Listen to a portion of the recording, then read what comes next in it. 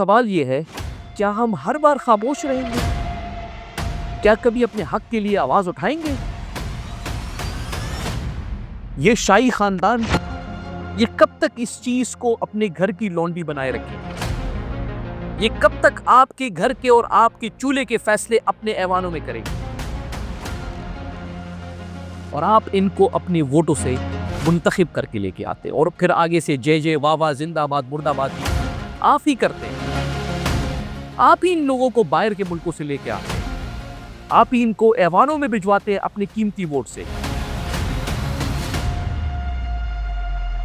جب آپ unit generate کرتے ہیں اور وہ یونٹ آپ حکومت کو آن گریڈ میں دیتے ہو تو وہ یونٹ 8 روپے کے حساب سے آپ سے لیا جاتا ہے، لیکن جب وہی یونٹ آپ کو واپس دیا جاتا ہے تو اس کی قیمت 50 روپے لگائی جاتی ہے۔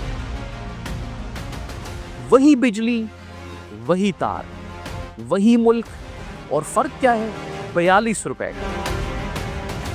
یہ بچے کی کاپی ہے، یہ کسی ماں کی دوائی ہے، یہ کسی باپ کے پسینے کی مزدوری ہے۔ کل جو ہے کہیں گے کہ بارش پہ ٹیکس لگا دیں، کل یہ کہیں گے ہوا پہ میٹر لگا دو، کل یہ کہیں گے دھوپ کا حساب دو۔ کیا ہم سانس لینے کا بھی حساب دیں گے؟